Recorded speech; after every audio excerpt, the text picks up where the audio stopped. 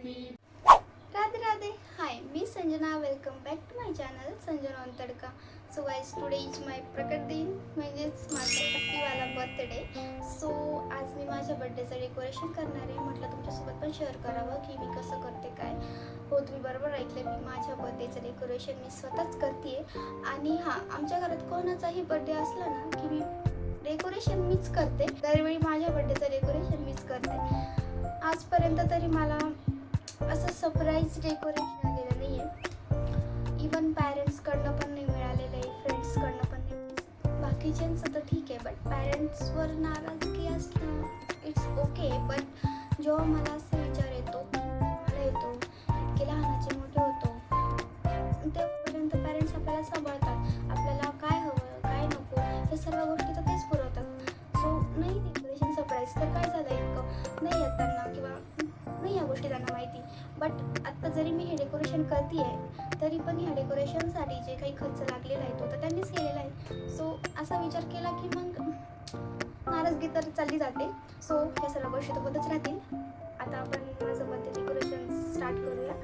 तर गाईज, मी इथे तुम्ही बघितलं असेल ते पेंट्री काहीतरी बोलतात, पिंट्रेस्ट बर्थडे डेकोरेशन, त्या टाईपमध्ये काहीतरी मी करणार आहे जे असणार आहे aesthetic and beautiful. So guys, मी त्याच्यासाठी ना हे जे आहे ना हे तर खूप मुश्किलने मी घेऊन आली आहे, कारण मला कुठेच मिळत नव्हते.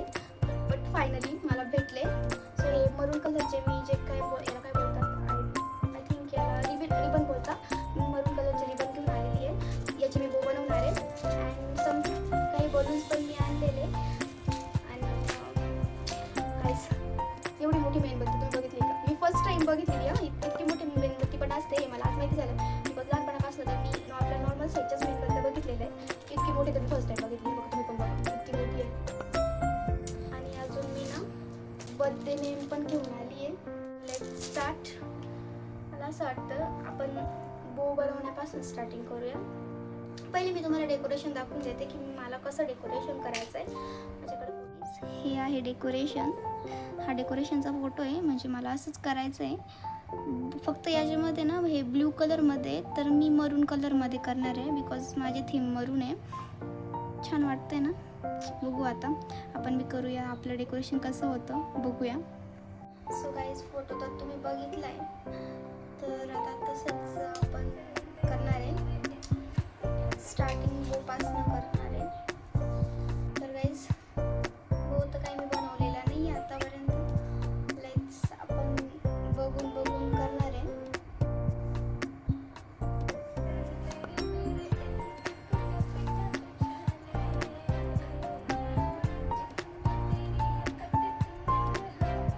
सो गाईज, मी तर बघितलं तर आहे.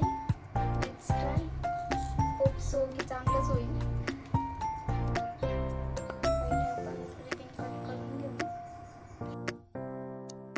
ट्राय करून बघू आपण कसं होतंय. असंच काहीच तरी होत ते असंच होतं. गाईज, इग्नोर माय अवतार बिकॉज मी फ्रंट कॅमेऱ्याने शूट करते. सो गाईज, सी मी पण बो बनवलाय. छान वाटलं. असंच आपण सर्व बो बनवून घेऊ फटाफट. सो गाईज, आपले सगळे बो आता इथं मी रेडी करून घेतले. भरपूर सारे बो बनवून घेतले. बघू शकता इतके सारे बो बनवून घेतलेले. सो आता बो तर इथे रेडी आहे. आता टाईम आहे आपला बॅकग्राऊंड सेट करायचा. सो गाईज, तुम्ही बघू शकता माझ्या मागे मी इथंच डेकोरेशन करणार आहे. But I want white background, but हा ऑरेंज आहे. सो गाईज, इथे पण काहीतरी जुगाड करावा लागणार आहे. तर मग मी असं ठरवलं आहे की याच्यावर आपण व्हाईट कलरचं कार्डशीट लावू शकतो. सो व्हाईट कलरच्या कार्डशीटने जुगाड होऊन जाईल. Here is white card. So background आपलं सेट झालं आहे व्हाईट कलरचं. आपण आता याच्यावर बो स्टिक करूया.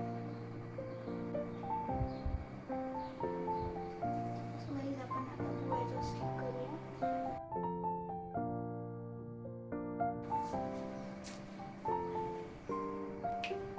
गाईज आपले बो लावून झाले, हाफ बो लावून झाले.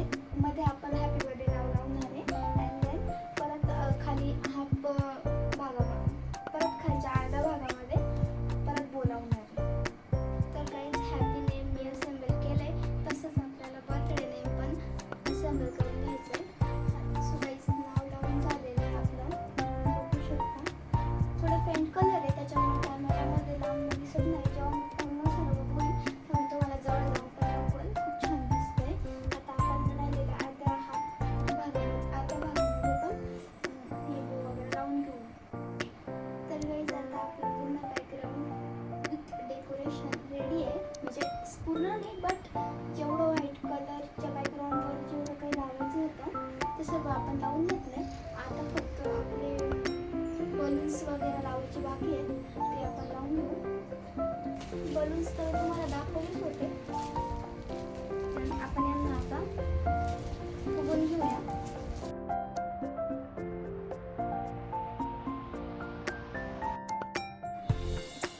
हा बलून मला वाटलं होतं त्याच्यापेक्षा पण खूप जास्त मोठा आहे. आता बघू कसा ॲडजस्ट होतोय. खूपच मोठा आहे आणि त्याच्यासोबत स्ट्रॉ पण दिलेली आहे त्याला फुगवण्यासाठी. कारण फुगे फुगवायचं म्हटलं की मला आधीच खूप ताप पडतो. ती स्ट्रॉ त्याच्यात जातच नाही आहे. सगळं काय माहिती. अशा टाईपचे बलून्स फर्स्ट टाइम मी यूज करते, नाही तर मी आपले साधे असतात ना तेच यूज करते. त्याच्यामुळं चला स्ट्रॉ तर मध्ये गेली आहे. लेट्स ट्राय कसा होतो आता हा. गाईज पहिल्याच ट्रायलमध्ये मला तर डायरेक्ट दमच लागला हो.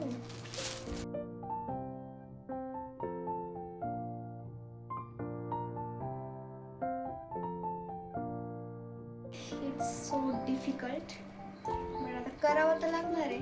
ऑप्शन नाही आपल्याकडे स्ट्रॉ सोडून. आता गाईस थोडा थोडा तर फुगायला लागलाय. याला फुगवता फुगवता मला गाल फुगे नाही झाले म्हणजे मिळवलं. किती सुंदर दिसतं बघा. त्रास तर झाला याला फुगवताना बट हिअर इज रिझल्ट. किती सुंदर दिसतं. स्टॉप करून घ्यायची. मला पॅक करून टाकायचं.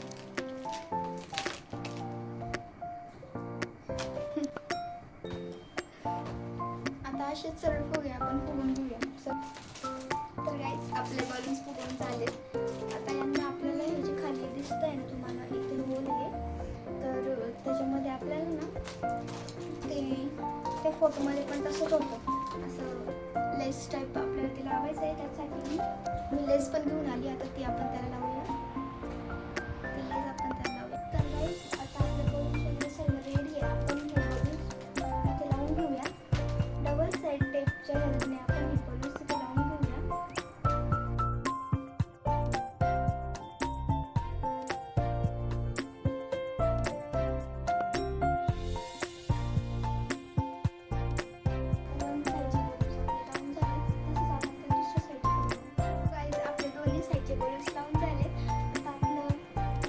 डेकोरेशन तर रेडी आहे. आपलं फक्त टेबल डेकोरेशन बाकी आहे आता.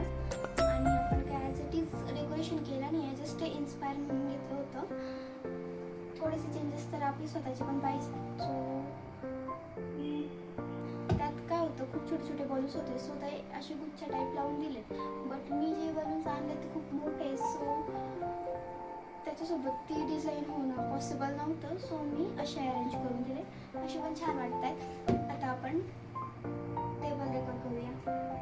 तर गाईज आपल्याला टेबलवर कॅन्डलवाला डेकोरेशन करायचं आहे. बट माझ्याकडे कॅन्डल होल्डर नाही आहे. सो मी ते असे ग्लासेस यूज करणार आहे. तर गाईज आता आपण टेबल डेकोर करूया.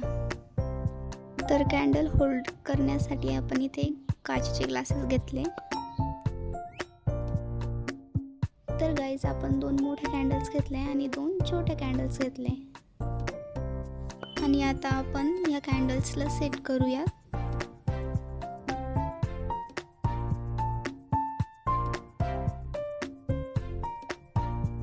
तर गाईज आपल्या कॅन्डल्स आता सेट झालेल्या आहे एकदम व्यवस्थित. आणि हो, आपण जे बनवून घेतले होते ते आपल्याला या कॅन्डल्सला सुद्धा लावायचे आहेत.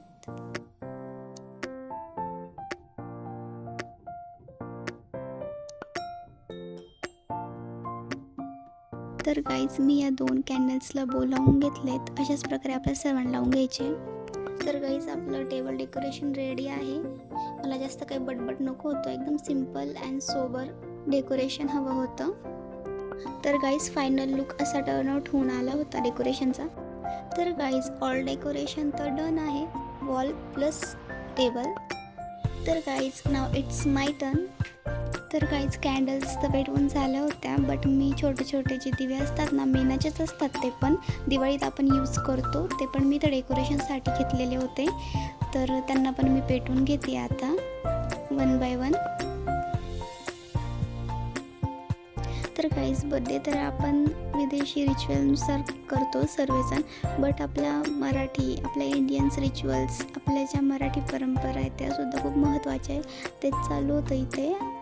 बड्डेच्या वेळेस आपण औक्षण वगैरे करत असतो, तर माझं औक्षण चालू होतं इथे. आई औक्षण करत होती.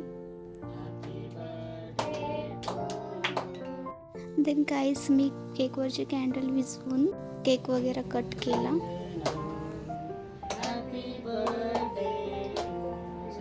तर गाईज फर्स्टली मला केक भरवला गेला, त्यानंतर मी पण सर्वांना केक भरवला.